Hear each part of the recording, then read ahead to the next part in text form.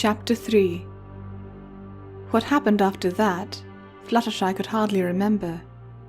When she regained her senses, she felt empty, like some part of her that she desperately needed was gone. Her stomach was empty, she knew, and even though she'd been passed out, she hadn't slept at all. Yet even knowing all this, she didn't feel that she needed to sate herself. It was like all of her mortal needs had vanished. More worryingly, when Fluttershy reached into one of the pockets sewn into the robe, she produced a list. She swallowed hard, looking over it. There were names scrawled on the parchment in thick, black writing. She didn't know a single one of them. Her head was pounding, the implications of what had happened over the last 3 days finally washing over her. She'd been hoping there'd be some kind of saving grace in the 11th hour, something to whisk her away from all of this, to save her from what had happened. It was clear at this point that it simply wasn't going to happen. "Hey," came Blanche's voice, echoing in her head. "How's it going, sleepyhead? I've never seen a pony out that long before." "Well, I have, but they were all dead." Fluttershy blinked.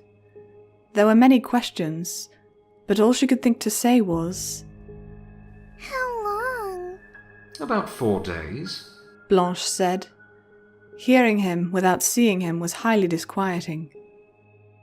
If you're done napping, you do have assignments to take care of. The Ever's expecting the ponies on that list sharpish." Fluttershy swallowed. Her throat felt bone dry. If you don't mind me asking, what exactly is different about me now? I feel really hungry, but it also doesn't feel like I need to eat. "You don't.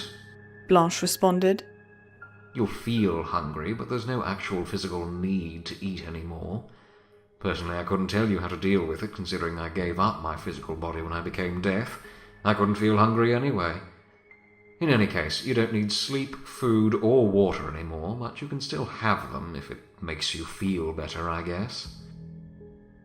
Nothing could make her feel better anymore, but Fluttershy nodded all the same. To think, now she had a list. Had to kill ponies. It didn't bear thinking about. She'd been too shocked before to even think about everything, but now her heart felt like a withered apple. Her thoughts were interrupted when Blanche chuckled, the ceiling opening as it had before to allow the white pony to drift down from the Ever. "I'm sure you're wondering how to find them. I was getting tired of answering the complex stuff, so this is going to be simple. Look at your list." When Fluttershy did, she noticed that all of the names had locations marked next to them. When you want to choose a specific pony to take, Old Bones, for example, you just touch their name on the list, and you'll get there. Trust me. Fluttershy frowned. I'm sorry, but isn't that a little vague? Blanche snorted. The sound made Fluttershy's anger, long since bubbling beneath the surface, flare. Vague? Well, I guess so. Look, when you touch their name, the knowledge of how to find them, routes, house number, apartment number, all that good stuff, is transferred from the archives here in the Ever into your noggin. It might take some hoof work, but you can get there, trust me. Not needing to rest makes things a lot easier. The yellow pony cocked her head. I have to walk?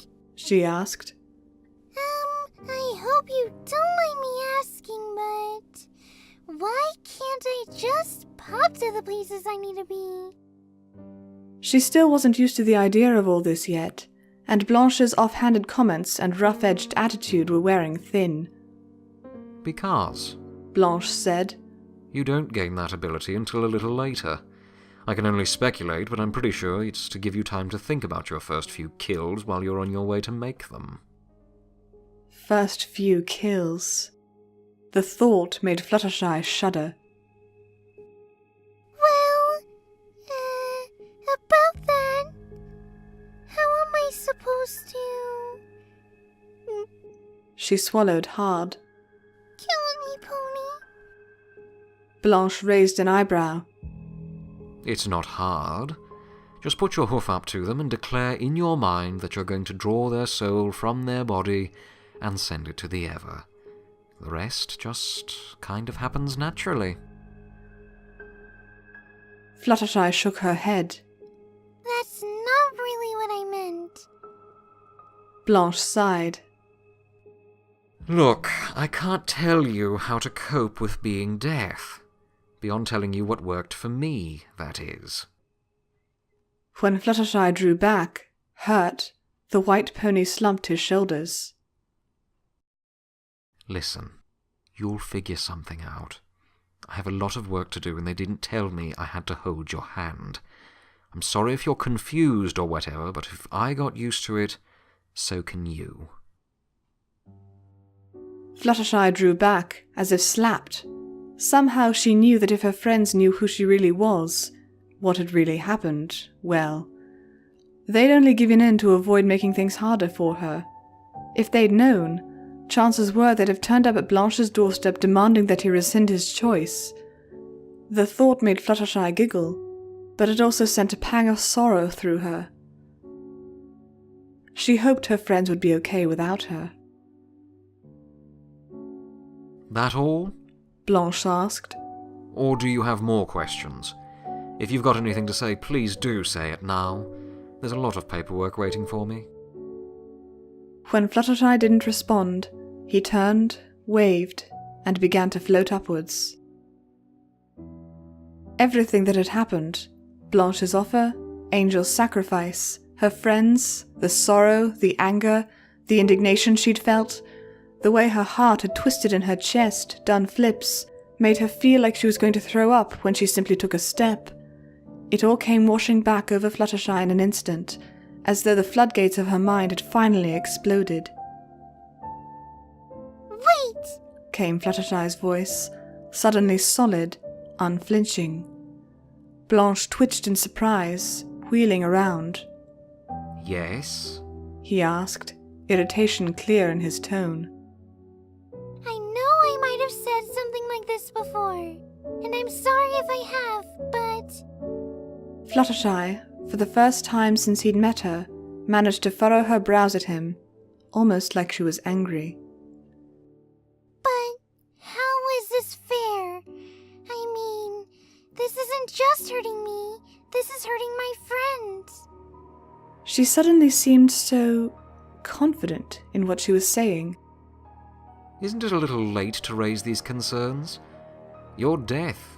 Your bunny bit the dust for you. You said goodbye to all your friends. Shouldn't you have spoken up before? I know I should have said something before all of this happened, and I was scared and in shock, and that's my fault, but this is just so unfair. She looked up at Blanche. To take away Angel, take away my friends, to just dump all this on me without warning, whatever this ever place is. It doesn't sound like a very nice place at all, if this is what it does. Blanche opened his mouth to speak, but the stream of words continued to tumble from Fluttershy's lips. I've been friends with Twilight, and Rarity, and every pony for years now. Is it fair to just decide that in the middle of my life, I have to give all of them up? How can you do that? She shook her head. You can. That's the answer. It's just not fair at all. So please, just take these powers away. Give me back Angel, and let me live my life. She looked down. I need my friends. Blanche narrowed his eyes. You think I didn't feel the same way? You think I just said, okay, well, everything's hunky-dory, let's go be deaf?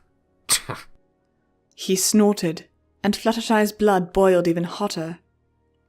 It wasn't any easier for me than it was for you, but you know what? I sucked it up, I dealt with it, and I went out there and killed ponies. You'll do the same. Fluttershy's head snapped up, giving Blanche the full brunt of her famous glare. Her heart was hammering inside her chest at the prospect of what she was doing, but she pressed on. Do you think you can just push ponies around just because you're deaf? she asked incredulously. You think that just because you can, it's okay to jump into some pony's life and tell them they have to be death? Her voice had raised a few octaves, more out of fear than anything. It's not fair! She continued, seeing Blanche starting to wither. It's just not fair at all! I had a life, and friends, and a pet I love very, very much. And I've never so much as hurt a pony in my entire life. I can't hurt any pony. I can't even hurt a bug. Blanche was beginning to shrink back, ears flattening against his head. So you march right back up into the ever, and you tell them that even though I'm sorry I waited this long, I need my life back. Blanche's jaw flapped for a few moments, as though he was unsure of what to do, what to say. But finally, he responded. Fine. If you're going to insist so fiercely, then I guess I can go ask what can be done. He narrowed his eyes. But I'll warn you. I already got chewed out about not giving you a heads up. I guess that's the normal etiquette, but I was never told. But it didn't change a thing. Don't get your hopes up. With that, the white pony floated back up into the portal, leaving Fluttershy alone. Sweat was gathered on the back of Fluttershy's neck, and her heart was pounding so hard she was worried it might explode. But she knew she'd done what needed to be done, albeit late.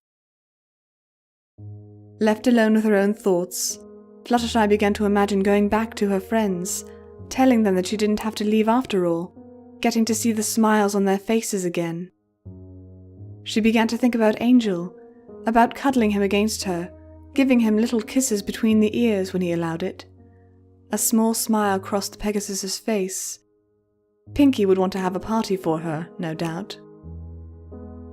And of course, there would be animals to tend that she hadn't tended in the last 3 days. That was important, to be sure. The poor little bunnies with broken legs, the deer with aching backs, the bears with thorns in their paws. Fluttershy pledged that when she got back to normal, she'd help the animals twice as much, and make sure every one of them walked away happy, healthy, and most importantly, alive.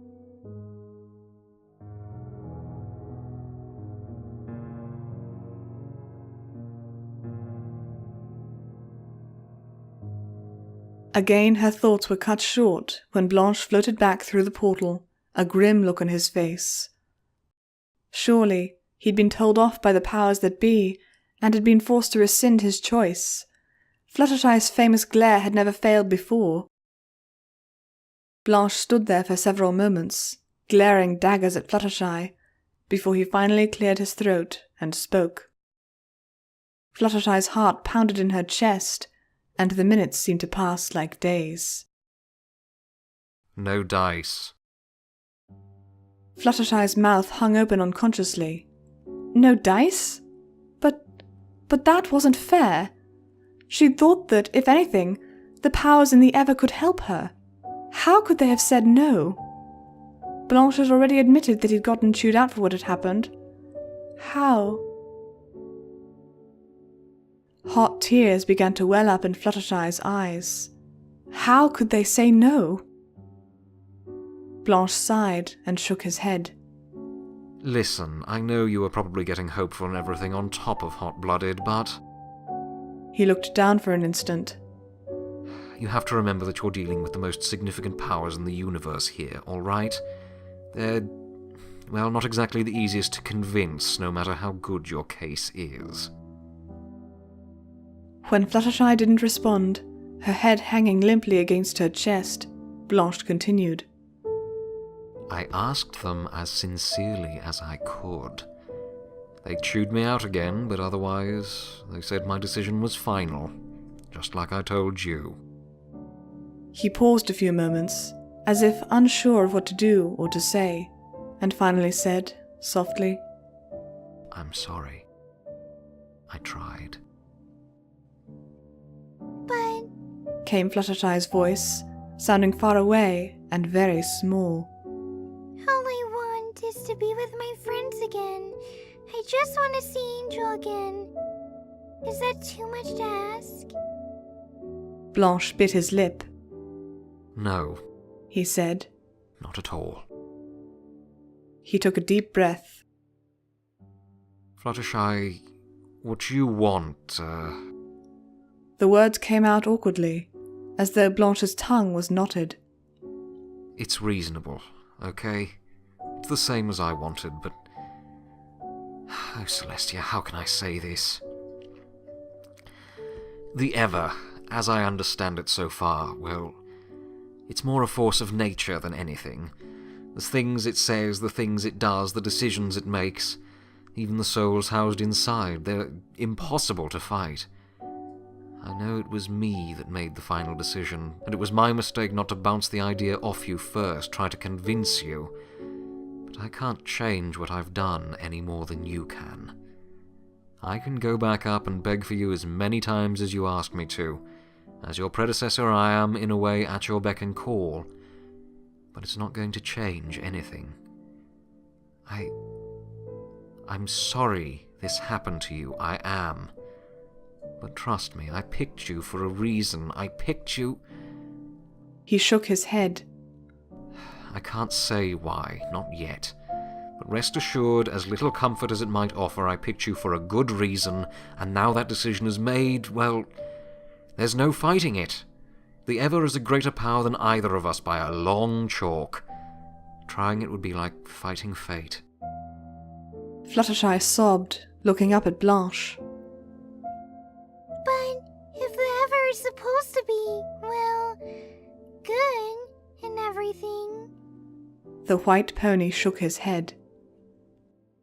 The Ever is good. But no pony ever said it was fair all the time. I can't speak from its perspective, but I can't imagine that running everything, absolutely everything, is an easy job. Some things have to bend every now and again.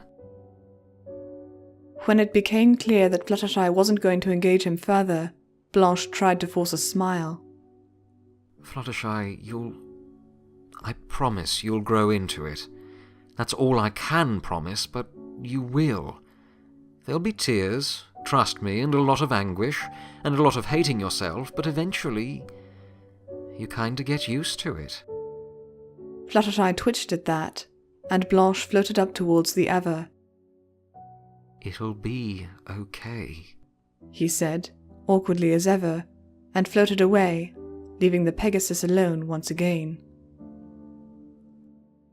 Haltingly, Fluttershy picked up her list, the motion making her weary body ache, and looked it over.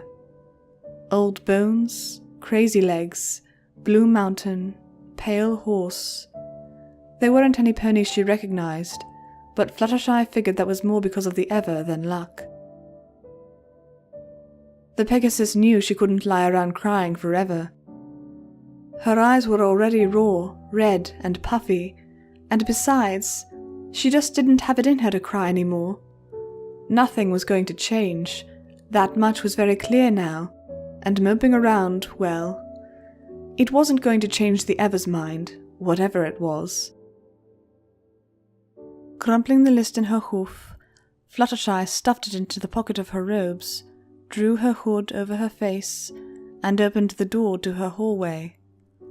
She took one last look back at her room, knowing this would be the last time she would see it like this.